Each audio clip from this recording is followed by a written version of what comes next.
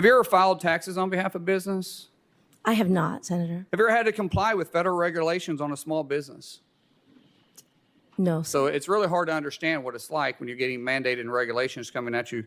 Have you ever had your business model threatened by the federal government's overreach of regulations?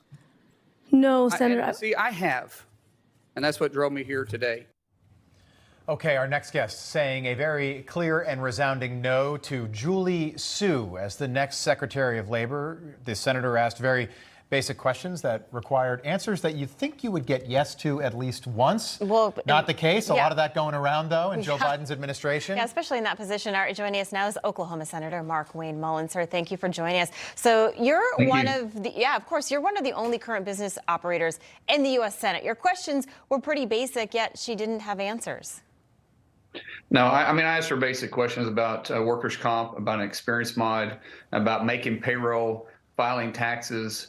And what started this whole thing is that, Chairman Bernie Sanders, a socialist, independent, who the Democrats put in charge of health, education, labor, and pension, he said, I dare anybody with a straight face to say that Ms. Su is not qualified to be Secretary of Labor. And I took that challenge, and it was clear that she had no interest, not to mention her extreme views, claiming that corporations are nothing but a shield for privileged individuals to avoid liabilities.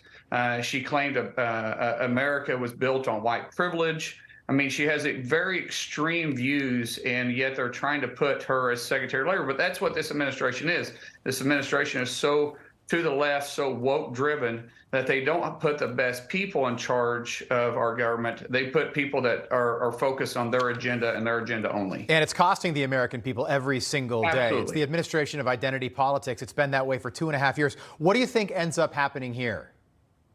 I don't think she can actually get approved on the floor. Obviously, she's going to come out of the committee, but I think it's going to be very hard for individuals that are up for re-election, like Kirsten Sinema, Tester, Manchin, Senator Brown from Ohio, to be able to vote on her and then go back and think they're going to win a state in re-election that's actually a red state now. And it may be one or two will, not to bring the vice president in to bring her across a finish line, but this is no slam dunk situation. They're going to have a hard time pushing her over the line. Yeah, Senator, I want to get your reaction to the news that we've been talking about. There's reports today that Anthony Blinken, the Secretary of State, organized a letter that was signed by 51 former intelligence officials stating that the Hunter Biden laptop was Russian misinformation. They took that letter, they sent it to a reporter. Politico then put that story out. Just your reaction to all of this that's unfolding right now. I would say that I'm shocked that this is disgrace, but this is just putting par for the Democrat Party, a party that says that the Republicans are all about misinformation, that the Republicans are the one that are putting fake news and that we're driving the MAGA agenda. When at the same time they're driving their own agenda. They're hiding from the truth.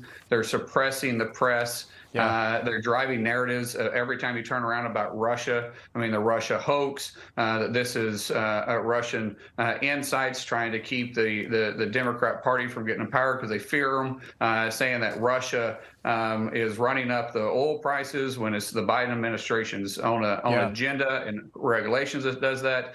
It's just avoid and avert what they're actually doing. But that's actually what socialists do. Socialists never take a blame for what they're doing. They point fingers at everybody else while they're doing the exact thing that they're blaming people on. We see this through socialist countries all the time and the dictators that run them. And that's where this Democrat Party is trying to take us. They're wanting to move us to a socialist country, and we're a Republican. We're not going to go that way. Yeah, great point. It also proves that the Biden campaign took part actively in suppressing the Hunter Biden laptop story. Absolutely, Rob. In October 2020. Senator, thanks so much for being with us. Quick question. I'm not sure if you're a beer drinker or not, but is Bud Light going to be something that's on the menu this weekend for you? No, well, I'm not. I don't drink at all. I had a bad experience with that when I was a teenager, so it saved me a lot of money. But no, I absolutely wouldn't do that anyways. And it's it's never been in my fridge, and it sure won't be going forward either. Senator, we appreciate you being on with us this morning. Thanks so much. We'll do it again soon. Thank you.